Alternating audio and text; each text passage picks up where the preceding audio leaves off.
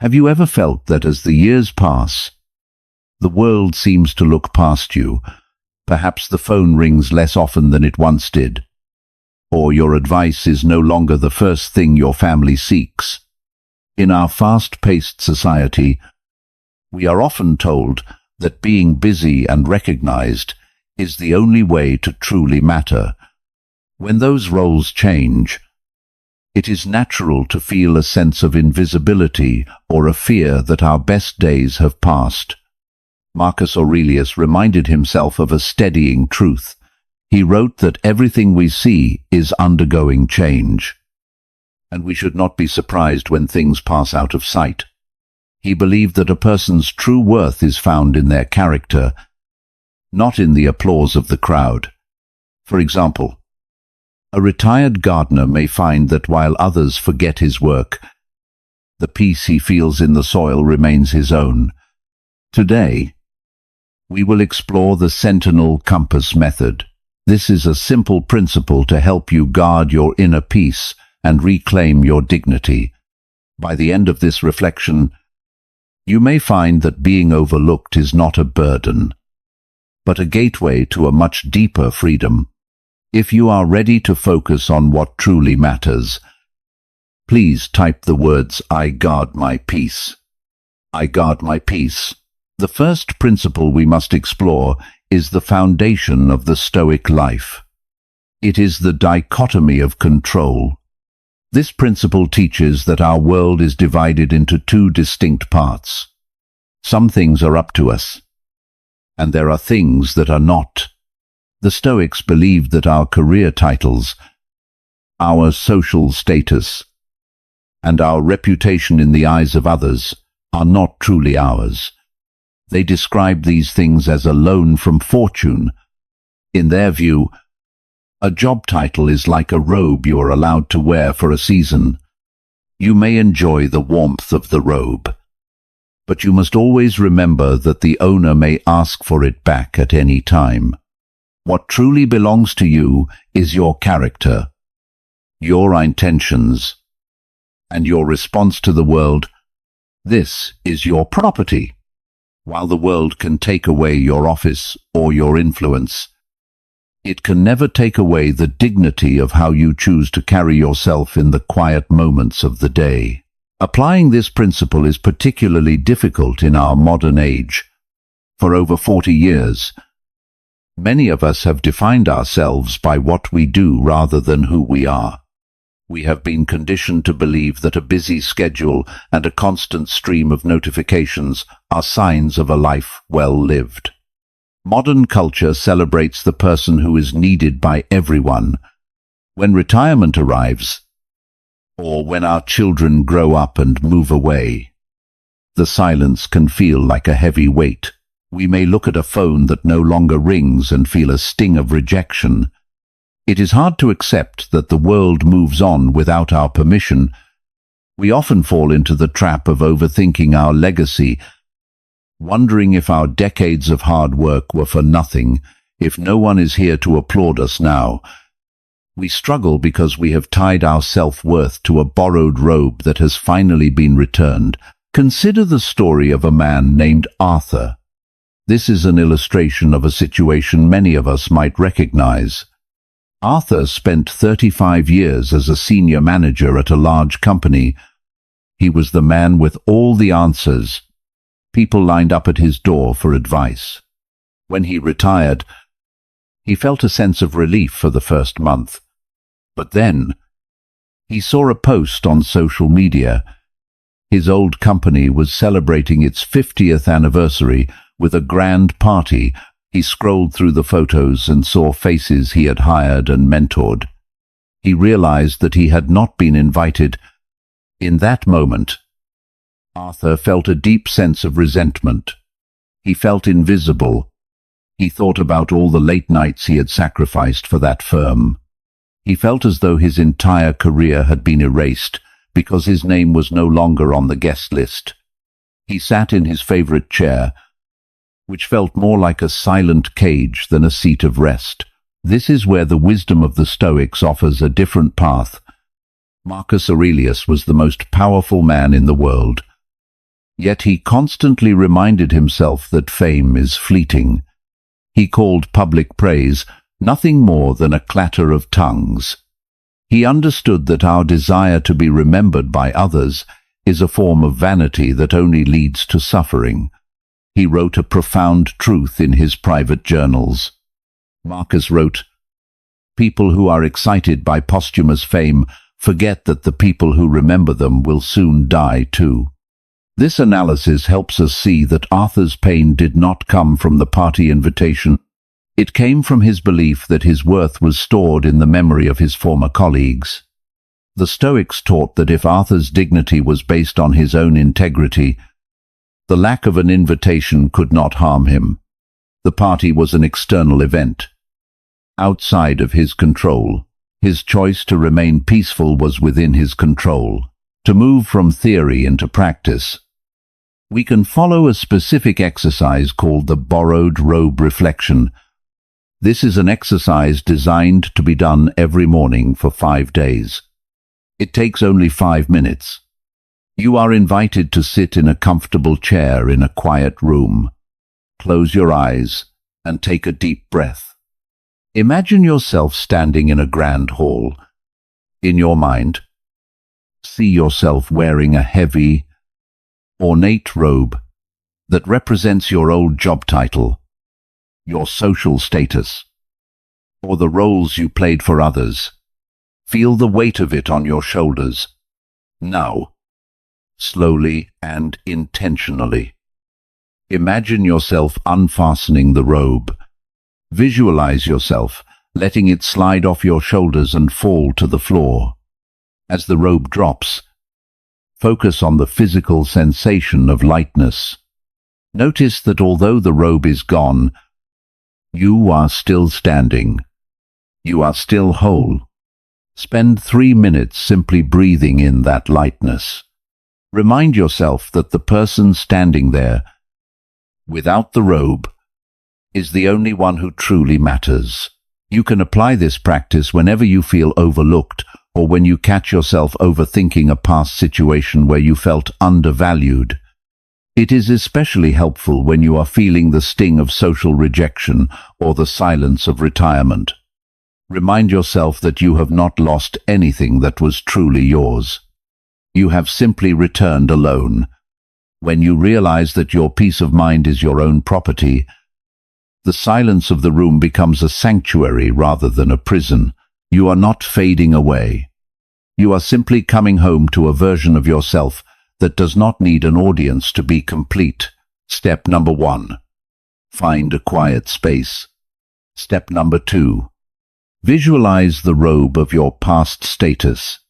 Step number 3. Let it fall. Step number 4. Breathe in your internal dignity. If this reflection resonates with you, please join the community in the comments. Let us support one another in this transition. Type the words, "I am more than my title." I am more than my title. The second principle we must embrace is one of the most beautiful, yet most challenging, in Stoic thought. It is the concept of proper connection. The ancient Stoics had a specific word for this. They called it oikeiosis. This idea suggests that we are all part of an expanding circle of care. We begin with ourselves, then our family, then our friends, and eventually all of humanity. But there is a vital distinction we must make to maintain our peace. While we care deeply for those in our circle, we must also recognize that they are independent beings with their own faculty of choice. Proper connection means loving someone as they are, right now, rather than loving a version of them that only exists in our imagination. It means understanding that our adult children are no longer an extension of our own will. They are fellow travelers on their own difficult journey. To love them in a Stoic way is to support them without trying to tether their heart to our specific expectations. We must learn to hold our loved ones with an open hand, rather than a clenched fist. This principle is incredibly difficult to apply in our modern lives. Many of us have spent decades pouring our energy, our resources, and our very souls into raising our children. We have been taught that their success is a reflection of our parenting, and their failures are a sign of our mistakes. When they reach adulthood and begin to make choices that we find unwise, it feels like a personal betrayal. It can feel as though they are ignoring the map we worked so hard to draw for them. We see them making financial errors, choosing difficult partners, or ignoring their health. And our instinct is to rush in and fix it. We feel an intense pressure to intervene because we think we know the better path. Modern culture often tells us that being a good parent means never stopping the act of managing their lives. This leads to a cycle of overthinking, where we lie awake at night, rehearsing arguments or worrying about a future that we cannot control. We struggle because we have forgotten where our gate ends and theirs begins. Consider the story of a woman named Elena. This is an illustrative situation that reflects a struggle many of us face. Elena has a daughter in her 30s who recently decided to quit a stable job to pursue a risky business venture. Elena, having lived through economic hardships, sees this as a disaster waiting to happen. She has tried to offer advice, to show her daughter the data, and to warn her of the risks. However, her daughter has pushed her away, saying that she needs to live her own life. Now, every time they speak, there is a thick layer of tension. Elena feels rejected and unappreciated. She feels that her daughter is being ungrateful for the wisdom she is trying to share.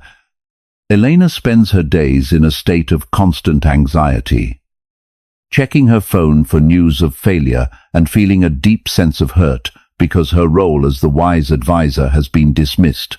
Her love for her daughter has become a source of suffering because it is tied to a specific outcome she cannot dictate. This is where the wisdom of Epictetus offers a profound shift in perspective. Epictetus, who lived much of his life as a slave before becoming a teacher, understood that we cannot control the movements of other people. He used a famous metaphor to explain how we should interact with the world and our families. He taught that we should act as if we are guests at a formal banquet. Imagine a platter of food being passed around the table. When it reaches you, you may reach out and take a modest helping with grace. But if the platter passes you by, you must not reach across the table or try to pull it back. You must wait calmly until it comes to you again. This is how we should treat our children's lives. Their choices are the platters being passed. We take part when we are invited, but we do not grab at what is not offered. Epictetus taught this clearly in his handbook, The Enchiridion. He taught, don't hope that events will turn out the way you want, but welcome events in whichever way they happen. When we apply this to Elena's situation, we see that her daughter's career choice is an event that is happening. Elena can offer her help when asked, but she must not try to stop the platter from moving.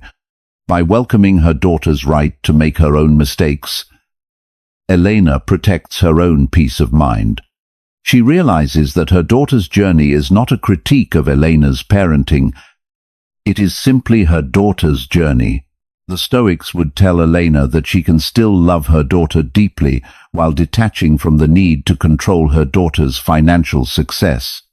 True affection is not about compliance. It is about wishing for the other person's internal well-being, even if they take a road we would not have chosen. You can apply this wisdom whenever you feel the urge to intervene in a family conflict, or when you feel hurt by an adult child's lack of communication. It is a vital tool for those moments when you feel the weight of parental guilt, or when you are overthinking a decision a loved one has made. This is not about becoming cold or indifferent. It is about practicing what we call the wait to for rule. This is a practical exercise you can start today. Step number 1. When you feel a strong urge to correct, fix, or criticize a family member's choice, stop. Step number 2. Commit to waiting exactly 24 hours before you say a word or send a message. Step number 3. During those 24 hours, ask yourself one question. Is this my gate to God, or is it theirs? Step number 4. If it is their gate, use the remaining time to breathe and repeat the phrase, "They are guests at their own banquet, and I am a guest at mine." After 24 hours, you will often find that the emotional heat has faded. You may still offer support, but it will come from a place of calm rather than a place of control. This simple delay allows your Sentinel Compass to reset. It reminds you that your peace of mind is not hostage to the choices of your children or your siblings. By letting go of the tether, you actually create more room for a genuine, respectful connection. You stop being the manager and start being the presence. This is how we find dignity in our family roles as we age. We become the steady, quiet lighthouse that stays lit, regardless of which way the ships in the harbor choose to sail. Step number 1. Pause. Step number 2. Wait 24 hours. Step number 3. Identify the owner of the choice. Step number 4. Release the outcome. If you are currently working on letting go of the need to control a family situation, please share your thoughts with us. Your experiences help others feel less alone in this difficult work. Type the words, "My peace is my own." My peace is my own. The third principle we must explore is perhaps the most difficult to accept, yet it is the ultimate source of a quiet and dignified life. It is the concept of justice as an internal virtue. To the ancient Stoics, justice was not about making sure that the world treated you fairly. It was not about receiving an equal return for your kindness or a public thank you for your sacrifices. Instead, the Stoics believed that justice was a quality of your own mind. It is the commitment to doing what is right simply because it is right, regardless of whether anyone else notices or appreciates it. They believed that virtue is its own reward.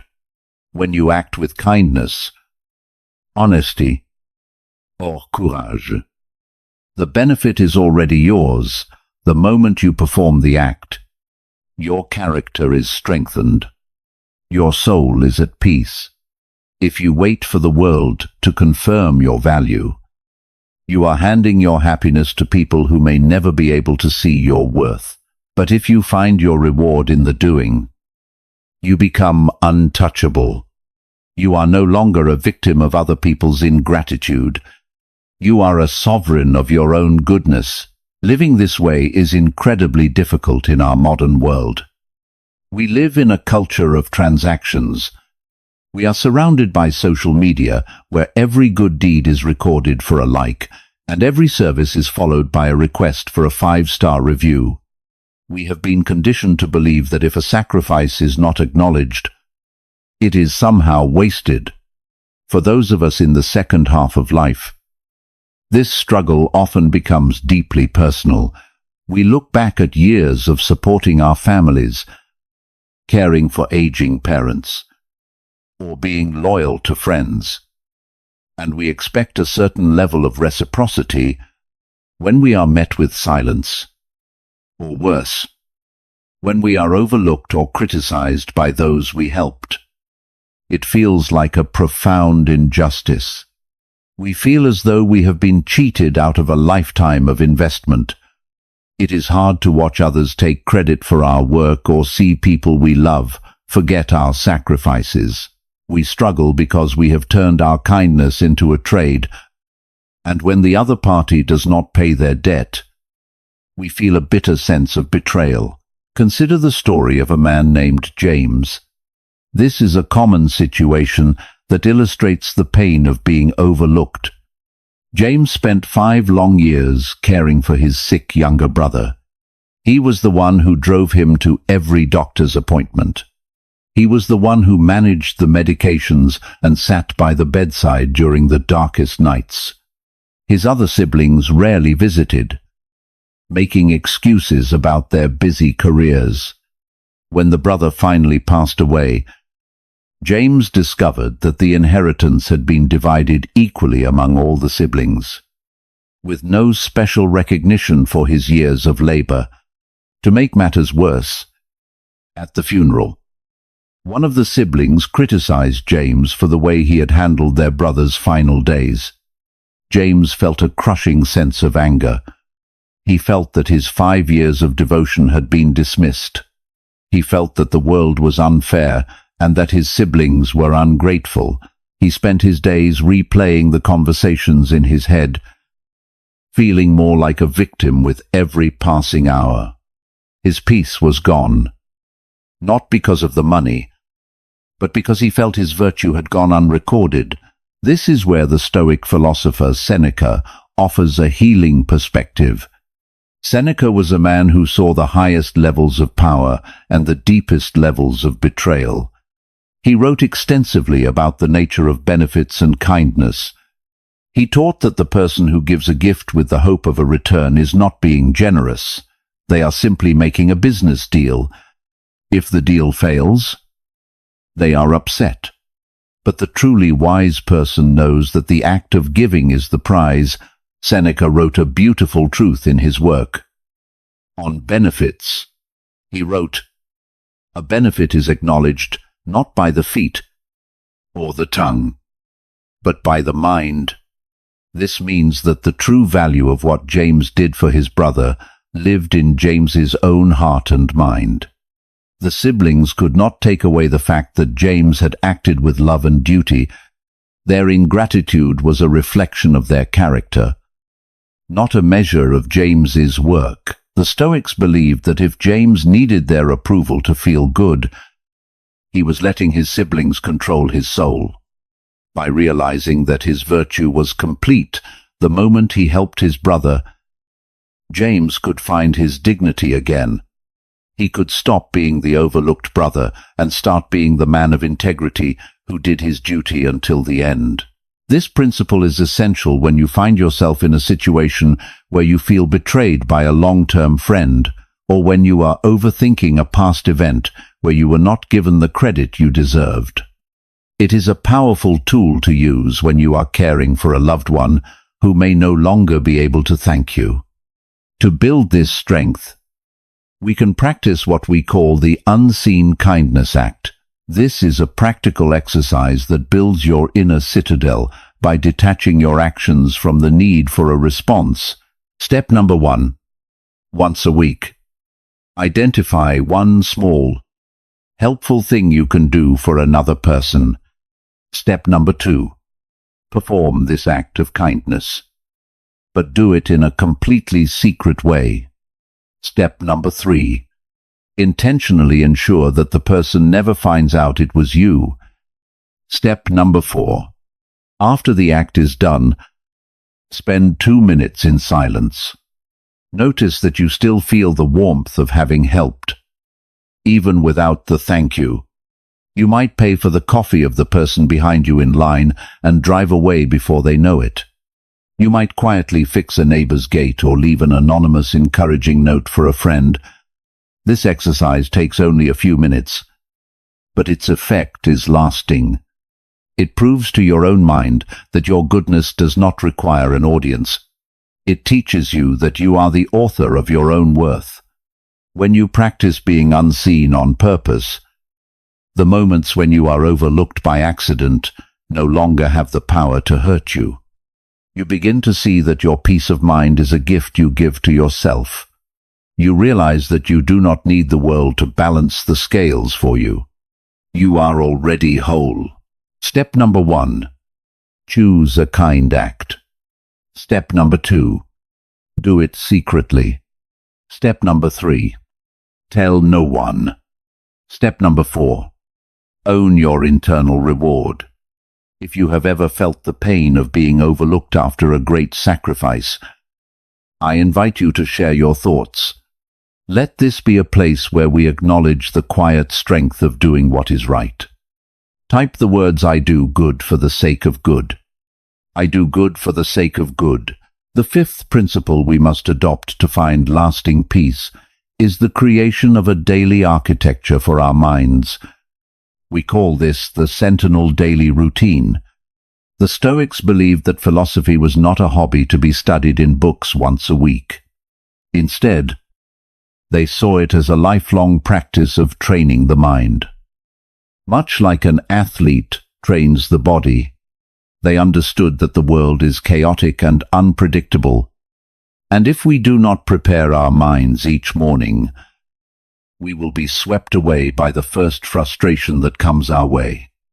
The Sentinel daily routine is about setting an anchor before the storm begins. It is about deciding who you will be before the world tells you who it wants you to be. By dividing your day into 3 clear phases, the morning calibration, the midday filter, and the evening review, you create a fortress that no external event can easily breach. You become a sentinel, standing watch at the gate of your own thoughts, ensuring that only what is helpful and true is allowed to take root in your heart. Building this routine is challenging in our modern world because we are constantly being pulled away from our own center. Most of us have been conditioned to begin our day by inviting the entire world into our bedroom. We reach for our phones before we even get out of bed. We check the news, which is often a list of tragedies we cannot control. We check our emails or social media, which are lists of other people's demands and opinions. By doing this, we hand over our Sentinel Compass to strangers before we have even had a cup of coffee. Throughout the day, the noise of modern life continues to shout for our attention. We are bombarded with notifications, advertisements, and the urgent needs of others. For those of us who are older, the challenge is often the internal noise of overthinking. We spend our afternoons replaying past conversations or worrying about future health concerns. We struggle because we have no filter to stop the noise from becoming a storm inside our chests. We have lost the habit of silence. And without silence, we cannot hear our own wisdom. Consider the story of a woman named Sarah. This is an illustrative situation that many of us can relate to. Sarah is 70 years old and lives alone. She often finds that her mind is her own worst enemy. One afternoon, she had a minor disagreement with her sister over a family matter. It was a small comment, but by evening, Sarah had turned it into a major crisis in her mind. She replayed her sister's words 100 times. She began to worry that her whole family was talking behind her back. She spent hours wondering what she should have said and what she would say if it happened again. She was overthinking to the point of exhaustion. Her heart was racing, and she couldn't sleep. Sarah was not being harmed by her sister's comment. She was being harmed by the uncontrolled movement of her own thoughts. She had no routine to catch the thought before it grew, and no way to put it down before she went to bed. She was a sentinel who had fallen asleep at her post. This is where the practice of the ancient Stoics offers a precise solution. Marcus Aurelius, the Roman emperor, began every single day with a mental rehearsal. He knew that his day would be filled with difficult people and complex problems. He did not hope for a perfect day. He prepared for a difficult one. Marcus wrote a famous instruction to himself in his journals. He wrote, "When you wake up in the morning, tell yourself, the people I deal with today will be meddling, ungrateful, arrogant, dishonest, jealous, and surly.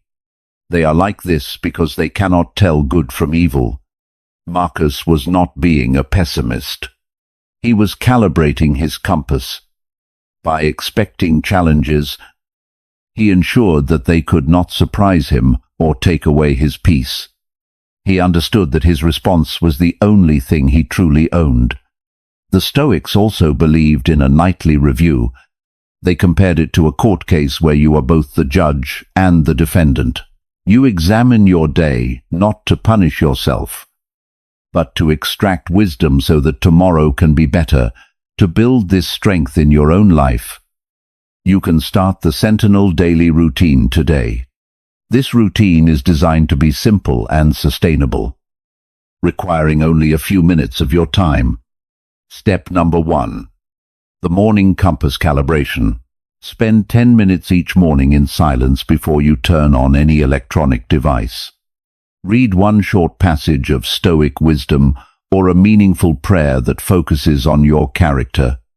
Ask yourself this specific question: what is the one gate I must guard today? Perhaps it is your temper when dealing with a difficult relative. Perhaps you tend to complain about your health. Identify it, name it, and decide that for the next 12 hours, that gate will remain closed to negativity. Step number 2. The midday filter.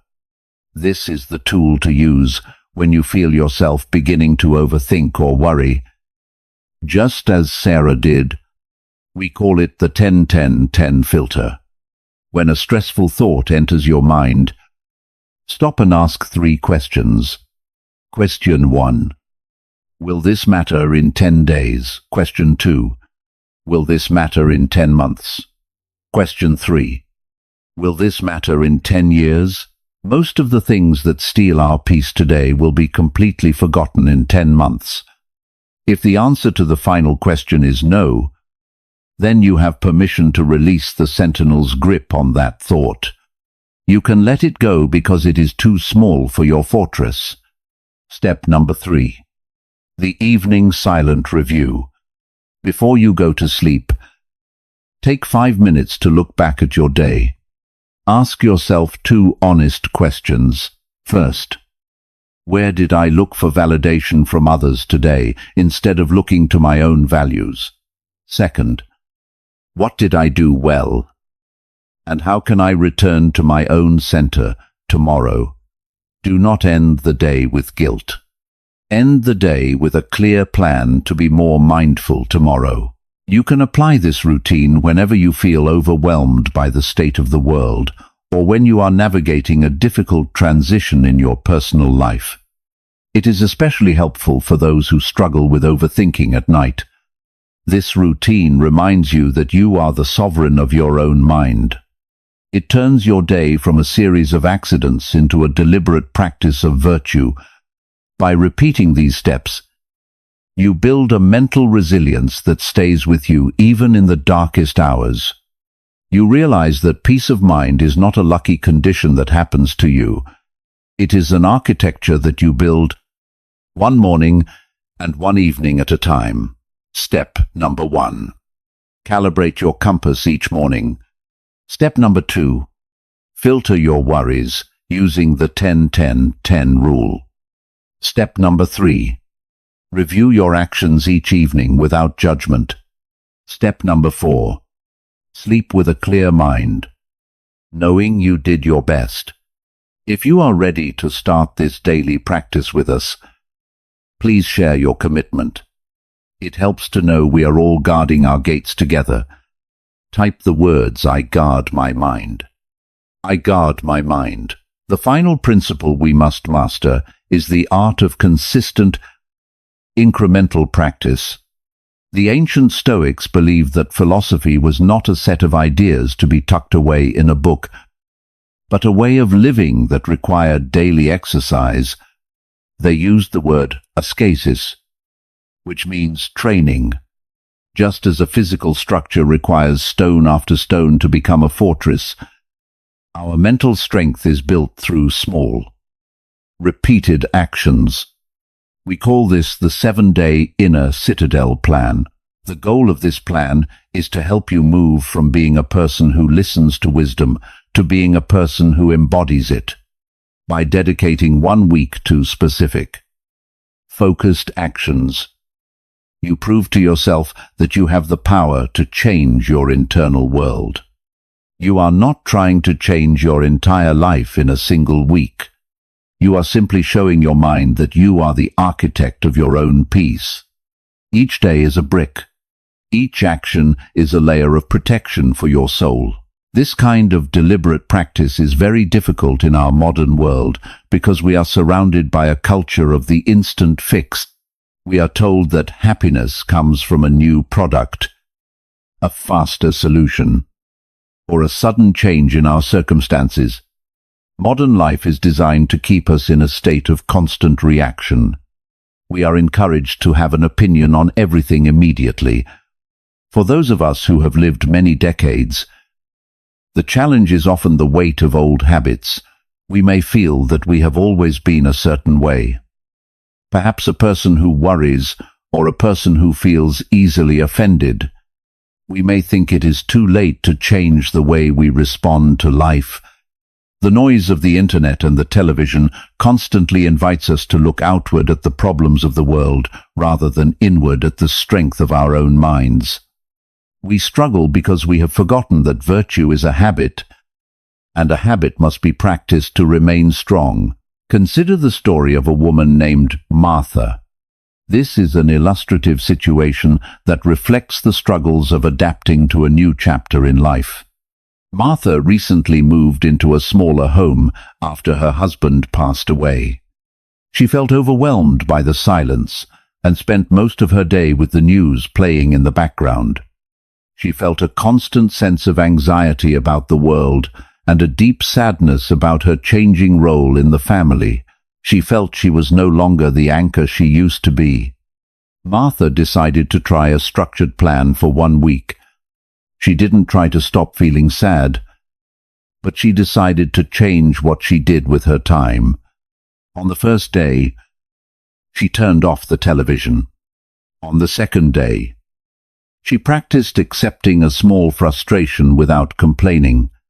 By the end of the week, Martha realized that while her external world had changed, her internal citadel was still hers to build.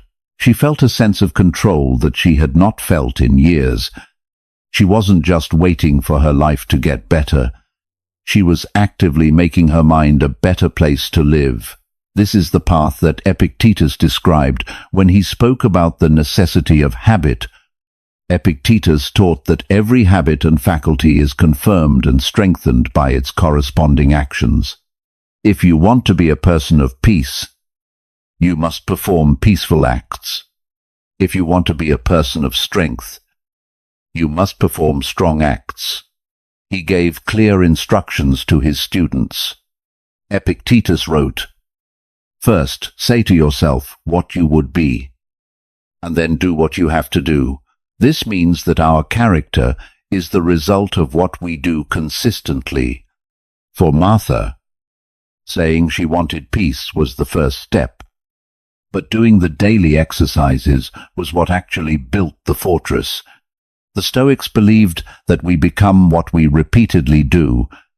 If we spend our days reacting to the news, we become reactive people. If we spend our days practicing silence and acceptance, we become people of calm.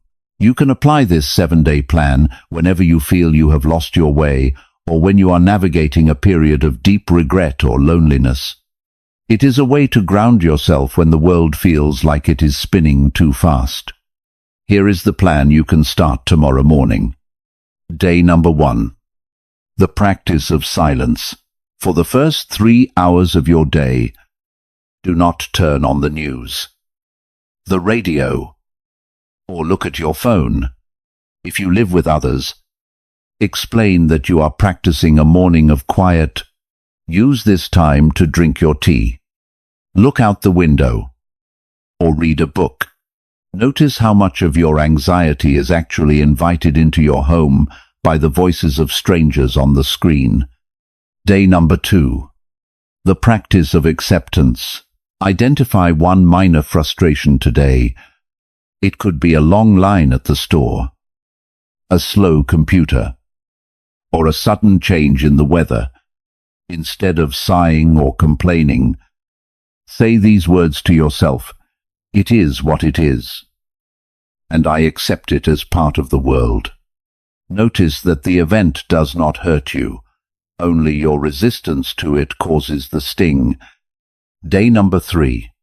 The practice of anonymity. Perform your unseen kindness act. Do one helpful thing for a neighbor or a family member and ensure they never find out it was you. This day is about realizing that your goodness does not need a witness to be real. Day number 4. The practice of the role audit. Identify one role you have outgrown. Perhaps you are no longer the provider for your children or the leader of your community. Spend 10 minutes reflecting on this. Tell yourself that while that role is gone, the person who played it remains. Let go of the ego that is still trying to play a part that has ended. Day number 5. The practice of forgiveness. Recall a past betrayal or a comment that still hurts you. Instead of focusing on the person's malice, try to see their ignorance. Tell yourself they acted according to their own limited light. I keep my light. You are not saying what they did was right. You are saying you will no longer let it live in your citadel. Day number 6. The practice of body gratitude. As we age, our bodies change. Today, identify one physical limitation that usually frustrates you. Instead of being angry at what your body cannot do, spend 5 minutes being grateful for what it can still do. Accept the aging process as a natural transition. Just as the seasons change from summer to autumn. Day number 7. The practice of the Sentinel's rest. Spend 20 minutes sitting in nature, perhaps in a park or your own backyard. Observe the trees or the birds. Notice that the tree does not care if it is noticed. It does not ask for a thank you. It simply grows according to its nature. Realize that you are a part of this same nature. You belong here. Regardless of your status or your visibility to others, this plan is not about perfection. If you miss a day, simply start the next morning again. The goal is to show yourself that you are in charge of your inner world. You are the sentinel, and you are building a home that is steady, dignified, and free. By the end of these 7 days, you will find that the world outside may not have changed, but you have changed. You have become the architect of your own peace. Step number 1. Start with silence. Step number 2. Practice acceptance. Step number 3. Perform an unseen kindness. Step number 4. Audit your old roles. Step number 5. Release old hurts. Step number 6. Accept your physical self. Step number 7. Rest in nature. If you are committing to this 7-day plan, we would love to hear which day you think will be your biggest challenge. Let us support each other as we build our citadels together. Type the words, "I am the architect of my peace. I am the architect of my peace." As we reach the end of our journey today, think back to the stories of Arthur and Elena. Like many of us, they were struggling because they were looking for their value in the hands of others. They felt that if they were not needed or invited, they were somehow less than they used to be. But through the wisdom of the Stoics, we have seen that the opposite is true. You are entering a season of life where the clatter of tongues matters less, and the quiet of your own soul matters more. There is a great dignity in being the quiet observer, The main lesson to carry with you is this: your worth does not depend on who sees you, but on how you see yourself. You are not fading away. You are finally coming home to a version of yourself that is steady, whole, and free. To keep this strength alive, remember to follow the Sentinel Compass Method. Start each morning with 10 minutes of silence to calibrate your mind. Throughout the day, use the 10-10-10 filter to release the small worries that do not belong in your fortress. And each evening, perform your silent review to extract wisdom from the day. If you feel ready for a bigger change, try the 7-day plan. Start with a morning of silence tomorrow, and build your inner citadel one brick at a time. What is one small commitment you will make today to guard your peace? Perhaps you will wait 24 hours before responding to a family conflict. Or perhaps you will perform one unseen kindness for a neighbor. Please share your small commitment in the comments below. When you share your intention, you join a community of people who are walking this same path toward tranquility. If these reflections brought you a sense of calm, we invite you to join our community and share this message with someone who may be feeling overlooked today. You are not alone in this transition. Please remember that these ideas are shared for philosophical reflection and personal growth. They are not a substitute for professional mental health support. If you are struggling with deep grief or clinical depression, please reach out to a trusted friend or a qualified professional. Whatever your faith, may you find the strength to guard your inner peace. I am the architect of my own peace. I am the architect of my own peace.